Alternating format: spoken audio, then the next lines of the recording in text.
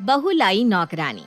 सुमन सुबह सुबह अपनी सास कुंती के कमरे में जाती है और कहती है, माँ जी मैंने आपके लिए सैंडविच बना दिए हैं, आप नहा के सैंडविच खा लेना, और अगर कुछ खाने का मन हो तो कॉर्नफ्लेक्स भी रखे हैं, वो खा लेना। बहू, लोग सुबह का नाश्ता आलू के पराठे, गोभी के पराठे, छोले भटूरे खाकर करते हैं, और तू मुझे ये पता नहीं क्यों अजीब से सैंडविच खाने को बोल रही है।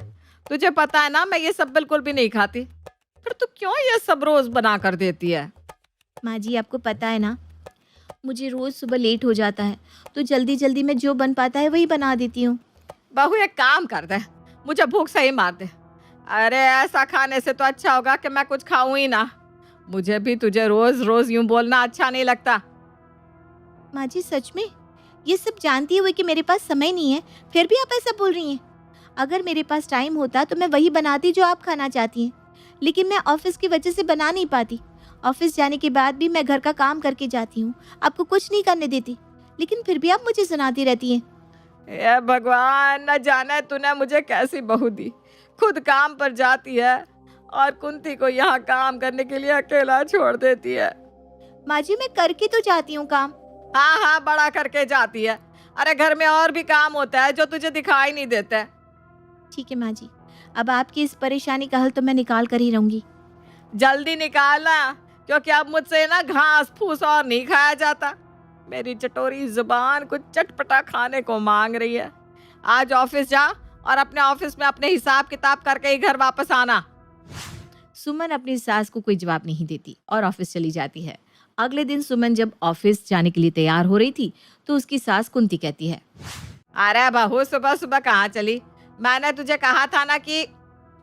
माँ जी आप चिंता मत करो, मैंने आपकी परेशानी का समाधान निकाल दिया है, बस कुछ ही देर में आपकी परेशानी का हल हो जाएगा, अब थोड़ा धीरज तो रखो। सुमन की सास कुंती को कुछ समझ में नहीं आ रहा था कि उसकी बहू उसे क्या कहना चाहती है।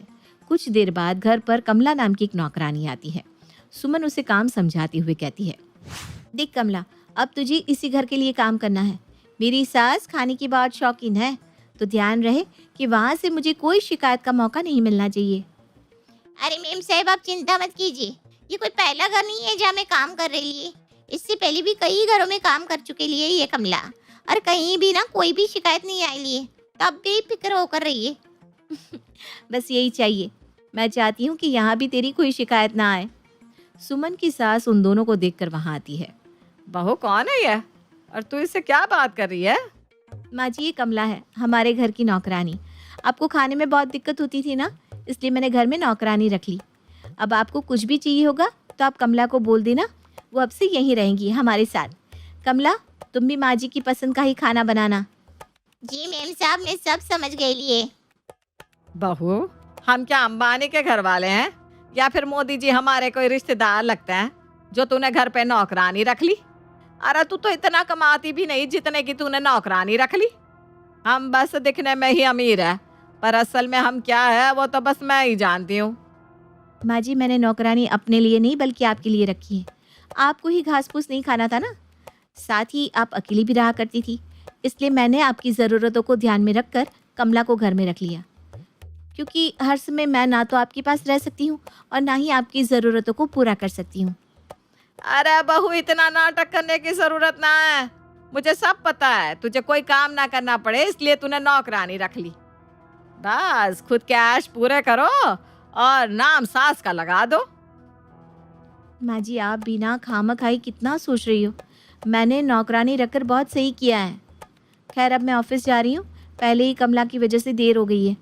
अपनी बात पूरी कर सुमन ऑफिस चली जाती है, लेकिन उसकी सास कुंती को घर में आई नौकरानी हजम नहीं होती, और जब कमला उसके लिए आलू के पराठे बनाकर लाती है तो वो खाते हुए मुंह बनाती है और नाटक करती है। हाय दया, क्या खिला दिया पराठे के नाम पर। तू मुझे मारना चाहती है ना, इसीलिए अब भर भर के मिर्च डाल दी इसमें। इतना बकवास खाना मैंने आज से पहले कभी नहीं खाया। अरे तुझे कुछ बनाना आता भी है या नहीं? माफ़ करना बड़ी मेम साहब, मैंने तो आज तक हर जगह ऐसे ही पराठे बनाए ले, कभी किसी ने मेरे खाने की कोई शिकायत नहीं की। आपको पता नहीं क्यों पसंद नहीं आ रहे ले। अच्छा, तो अब मैं समझी। आज तक तुझे किसी ने कुछ कहा नहीं, इसलिए तुझे पता नहीं कि तू कितना बकवास खाना बनाती है। रुक जा, तेरी तो मैं अभी सुमन से शिकायत लगाती हूँ। आखिर उसको भी तो पता चले कि वो जिसको घर लाई है वो कितना बकवास खाना बनाती है। कुंती सुमन को फोन करके उसे सुनाने लगती है। अरे बहू कहाँ से इस नौकरानी को उठा ले आई है? इससे तो कुछ बनाना ही नहीं आता। एक पराठा बनाने को कहा था, वो भी ऐसा बनाया कि गले से नीचे नहीं उतर रहा। जुबान जल गई मेरी खाकर। माँ जी अभी नई नई आई है ना, उसे पता नहीं होगा कि आप कैसा खाना खाती हैं। आप उसे बता दो, आप जैसा कहेंगी वो वैसा ही खाना बना देगी। और हाँ, बार बार कॉल मत करना, मैं अभी ऑफिस में हूँ, बाद में बात करूँगी। सुमन फ़ोन रखकर काम करने लगती है। वहीं कुंती हर काम में नुक्स निकालती रहती है और बात बात पर सुमन को फ़ोन कर उसे सुनाने लगती है। कुछ देर बाद कुंती कमला को दाल चावल बनाने को कहती है। अरे कमला, जरा दाल चावल बना दे, बहुत मन कर रहा है खाने को। जी बड़ी मेम साहब, मैं अब भी लेकर आती है। कुंती की बात सुन कमला कुंती के लिए दाल चावल बनाकर उसके सामने परोसती है और एक बार फिर कमला उसके खाने में कमी निकाल कर गुस्से में कहती है। सच में लगता है सुमन के दिमाग पर पत्थर पड़ गया था, तभी उसने तुझे रख लिया। अरे तुझे किसी ने कुछ सिखाया नहीं क्या? देख तो, दाल चावल के नाम पर ऐसा लग रहा है मैं पानी चावल खा रही हूँ। एक काम कर, अगर तुझे काम नहीं आता तो मुझे बता दे, मैं तुझे काम सिखा दूंगी, पर यूं इस तरह का गंदा खाना तो मत बना। माफ करना बड़ी मेम साहब, पर पता नहीं आपको मेरे हाथ के खाने में कोई स्वाद क्यों नहीं आ रहा है। न जाने आपको कौन सा स्वाद चाहिए, मेरे को तो अभी तक समझ में ही नहीं आया। आप खुद ही बता दो कि आपको कैसा खाना खाने का है, मैं वैसा ही बना देगी। इतना चिक चिक करने वाली क्या बात है? नौकरानी का जवाब सुनकर कुंती का पारा हाई हो जाता है, जिसके बाद कुंती फिर से सुमन को फोन खटका देती है। बहू मेरी बात कान खोलकर सुन, अगर तू मुझसे कोई बदला ले रही है ना तो बता दे। अरे तुझे काम नहीं करना तो मत कर, इस नौकरानी को मैं और बर्दाश्त नहीं कर सकती। एक तो इसे कुछ आता नहीं, ऊपर से मुझसे ही जुबान चला रही है। माँ जी शाम को इस बारे में हम बात करते हैं ना, मैं यहाँ बिजी हूँ।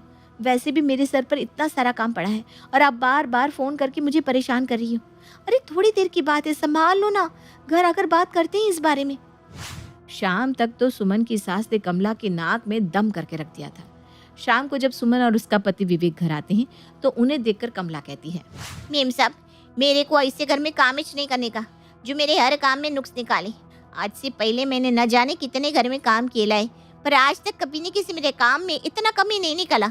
लेकिन बड़ी मेम साहब को तो पता नहीं क्या चाहिए, ना कुछ बता रही लिए ना कुछ करने दे रही लिए, हर बार कोई ना कोई नुक्स निकाल कर मेरे को सुनाए जा रही ली। देखिए मेम साहब, मैं यहाँ और काम नहीं कर सकती, मैं यहाँ इनके नखरे नहीं झेल सकती। देख रही है तू इसे? अरे एक तो काम नहीं करना, ऊपर से जुबान भी कैंची की तरह चल रही है। मैं तेरे हाथ का वही घास फूस खाने को तैयार हूँ बस। माँ जी आपको एडजस्ट तो करना पड़ेगा ना। अरे मैं बाहर काम करती हूँ, घर पर भी आकर काम करूँ, इतना सब अकेले मैं कैसे करूँगी? घर पर नौकरानी रख दी तो आप नौकरानी के काम में भी नुक्स निकालती हैं, ऐसे कैसे चलेगा माँ जी? देख रहा है बेटा, बहू नौकरानी के पीछे मुझसे कैसे बात कर रही है। सच में आज तो मुझे लग रहा है कि मैं इस घर में बोझ हूँ। बेटा तू मुझे गांव छोड़ा, मैं वहीं रह लूंगी। यहाँ पर तो खाने के लिए भी कोई नहीं पूछता। माँ ये आप क्या कह रही हैं? आपको पता है जो हम पिताजी को 50,000 रुपये भेजते ना, उसमें से पूरे 20,000 सुमन देती है। पर अगर आपको अपनी बहू को अपने साथ रखना है तो सुमन कल ही नौकरी छोड़ देगी, जिस कारण पिताजी को हम सिर्फ 30,000 ही दे पाएंगे। क्या वो पैसे बहू भेजती थी? लेकिन अभी तक तूने मुझे इस बारे में कुछ बताया क्यों नहीं? क्योंकि ये सब बताने के लिए आपकी बहू ने ही मना किया था माँ। अब मैं पिताजी को पूरे 50,000 नहीं भेज पाऊंगा, क्योंकि मेरी मदद करने के लिए सुमन नहीं है। अब मैं सिर्फ 30,000 भेज पाऊंगा। फिर तो माँ जी अब आप अपनी लाडली बेटी को भी कुछ नहीं दे पाएंगी, क्यों? क्या क्या कह रही है बहू तू?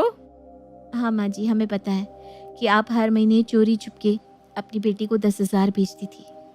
खैर अब आप उन्हें भी पैसे नहीं भेज पाएंगी। आपको मेरे हाथ का खाना खाना है ना, तो उसके लिए कुछ तो सेक्रीफाइस करना ही होगा। नहीं नहीं, नौकरानी इतना बुरा भी काम नहीं करती है बेटा। अपनी बेटी की बात सुनने के बाद कुंती चुप हो जाती है और अब सुमन से उसका काम छोड़ने के लिए नहीं कहती और नौकरानी के हाथ का खाना खाने के लिए भी मान जाती है।